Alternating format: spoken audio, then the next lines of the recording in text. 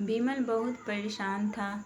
उसे समझ में नहीं आ रहा था कि वो इस परिस्थिति में से कैसे निपटे। वो अपनी माँ को बहुत चाहता था, किंतु उसकी पत्नी और बच्चे उसकी माँ से बहुत दूर भागते थे, क्योंकि उसकी माँ की एक आँख नहीं थी। साथ ही उसकी कमर भी 90 अंश पर झुकी थी।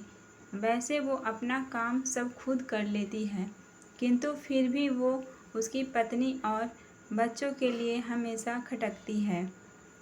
दादी, आप ऊपर के कमरे में जाओ, मेरे दोस्त आ रहे हैं, विमल के बेटे अखिल ने बड़ी बेरुखी से कहा।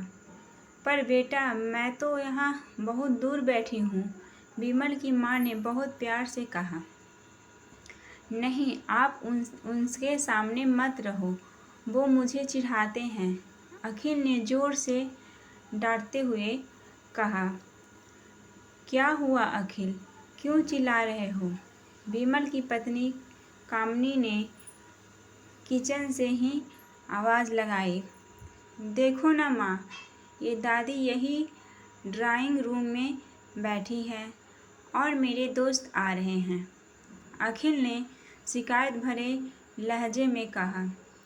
माँ जी, आप ऊपर चली जाओ, क्यों हम लोगों को लजवाती हो? कामनी ने बेटे का पक्ष लेते हुए कहा। बेचारी सरस्वती चुपचाप उठकर जीने के सहारे ऊपर जाने लगी। कमर झुकी होने के कारण उन्हें ऊपर चढ़ने में बहुत परेशानी हो रही थी, किंतु वो पूरी ताकत से ऊपर के एक अकेले कोने वाले कमरे में जाकर बैठ गई। विमल बाजू के कमरे से सब सुन रहा था। उसे कष्ट हो रहा था कि उसकी माँ को अपमानित होना पड़ रहा है, किंतु वो असहाय था। अगर वो कुछ कहता है तो पत्नी और बच्चे उसका विरोध करते लगते हैं। दूसरे उनके तर्क भी से सही लगते हैं। चूँकि वो एक प्रशासनिक अधिकारी था, उसका सामाजिक स्तर पर बहुत ऊंचा था। उसकी ससुराल भी एक उच्च घराने में थी, अतः वह चुपचाप इस तरह हर दिन अपनी माँ को अपमानित होते देखता रहता था। रात को विमल की पत्नी ने कहा, देखो जी, अब कुछ करो। कल कलेक्टर साहब की पत्नी आई थी। माँ जी अपनी देसी धुन धारा में उनसे मिली। मुझे बहुत शर्म आ रही थी, बताते हुए कि ये मेरी सास है। मैंने कह दिया कि दूर के रिश्तेदार हैं, इलाज कराने आई हैं। विमल को रोना आ गया, किंतु फिर भी वह चुपचाप रहा। उसे समझ में नहीं आ रहा था कि वो क्या करे। अपने बेटे की मन स्थिति को सरस्वती अच्छी तरह से जानती थी और बेटे को कोई कष्ट ना हो, इसीलिए वो हर बात को चुपचाप सह लेती थी। विमल बहुत उदास लगने लगा। एक तरफ परिवार और समाज स्तर पर जीने की प्रतिबद्धता थी, तो दूसरी ओर माँ। आखिर माँ से अपने बेटे की यह हालत नहीं देखी गई। एक दिन उसने अपने बेटे से कहा, विमल, बहुत दिन हो गए हैं, मैं अपने गांव जाना चाहती हूँ, मुझे वहाँ पहुँचा दो। मेरा यहाँ मन नहीं लग रहा। किंतु माँ, वहाँ तो कोई नहीं है, तुम्हारी देखभाल कौन करेगा? विमल ने आश्चर्य से पूछा। अरे, सब गांव वाले तो हैं, और वो तुम्हारे मामा जी तो उसी गांव में रहते हैं, और फिर हम सारी व्यवस्थाएं कर आएंगे ना। कामनी को तो जैसे मन की मुराद मिल गई हो। हाँ बेटा, बहू सही कह रही है, सरस्वती ने लंबी सांस लेते हुए कहा। विमल जानता था कि गांव में माँ की देखभाल करने वाला कोई नहीं है, लेकिन अपनी पत्नी की जिद के आगे कारण वह अपनी माँ को गांव छोड़ने पर विवश हो गया। माँ को गांव छोड़कर आते वक्त उसे रोना आ रहा था तथा अपनी बेबसी पर गुस्सा भी आ रहा था, किंतु परिवार, पत्नी और समाज ने उसके इन मनोभावों को दबा दिया और वो सुकून सा महसूस करने लगे। कुछ दिन बाद उसके चाचा, जो अमेरिका में रहते थे, आने वाले थे। जब विमल बहुत छोटा था, उसके पिता जीवित थे, तब वो भारत आए थे और उसके बाद वो अब भारत आने वाले थे। परिवार और आस पड़ोस बहुत उत्साहित था। अमेरिका से विमल के डॉक्टर चाचा आ रहे थे। डॉक्टर रमेश ने जैसे ही घर में कदम रखा, सबने मिलकर बहुत उत्साह से उनका स्वागत किया। क्यों विमल, भाभी नहीं दिख रही, कहाँ हैं? डॉक्टर रमेश ने उत्सुकतापूर्वक पूछा। जी, वो गांव में रहती है, यहाँ उनका मन नहीं लगा, कामनी ने सपाट लहजे में उत्तर दिया। डॉक्टर रमेश ने विमल की ओर देखा तो विमल ने अपनी आंखें झुका ली। डॉक्टर रमेश समझ गए, बोले, कल हम भाभी से मिलने गांव चलेंगे। सब लोग दूसरे दिन सभी लोग गांव के घर में पहुंचे।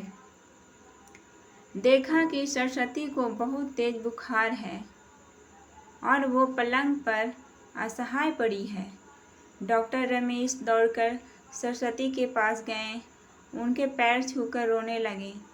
सरस्वती की ये हालत उनकी कल्पना से परे थी।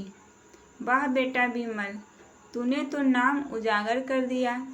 अपनी माँ की ये हालत देखकर तुझे तो शर्म भी नहीं आ रही होगी।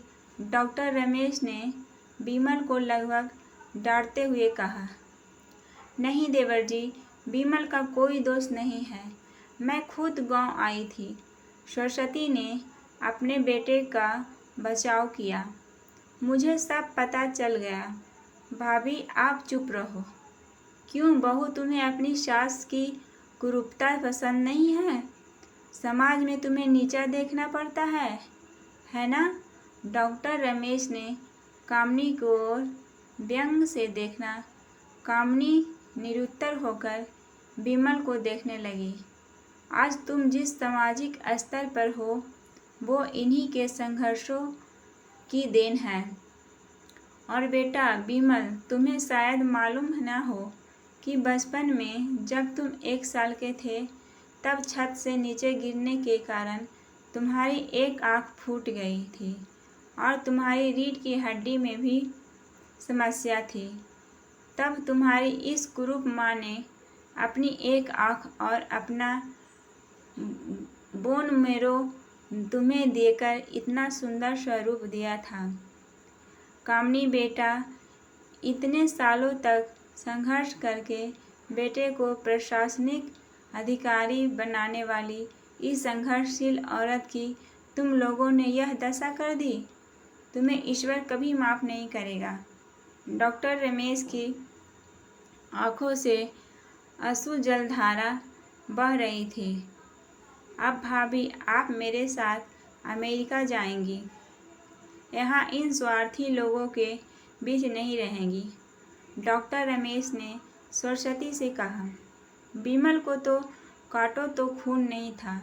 डॉक्टर रमेश, जो उसके चाचा थे, उन्होंने जो राज बताया, उसके बाद तो विमल को यही लग रहा था कि उससे ज़्यादा पापी इंसान इस दुनिया में कोई और है ही नहीं।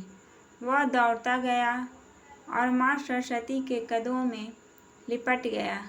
माँ, मेरा अपराध अक्षम्य है। मैं जानबूझकर चुप्पी साधे रहा, आपका अपमान करवाता रहा। अब सिर्फ आप ही उस घर में मेरे साथ रहेंगी और कोई नहीं। विमल ने अग्नि दृष्टि से अपनी पत्नी की ओर, बच्चों को ओर देखा। कामनी को भी बहुत पछतावा हो रहा था, किंतु उसकी हिम्मत नहीं हो रही थी कि वो सरस्वती से आँख मिलाए। सरस्वती ने कामिनी की मन स्थिति को समझकर उसको पुचकारते हुए अपने पास बुलाया और विमल को डांटते हुए कहा, खबरदार जो मेरी बहू को मुझसे अलग करने की कोशिश की तो तुझे ही घर से बाहर निकाल दूंगी। कामिनी और बच्चों ने सरस्वती के पैर पड़ते हुए अपने व्यवहार पर माफ़ी मांगी और माँ के हृदय से सबको माफ़ कर दिया। अगर जो मेरी कहानी अच्छी लगी हो तो प्लीज़ आप मेरे वीडियो को लाइक करें, मेरे चैनल को सब्सक्राइब करें और बेल आइकन को ज़रूर दबाएं ताकि अगली वीडियो आने तक आपके पास पहुंच पाए। धन्यवाद।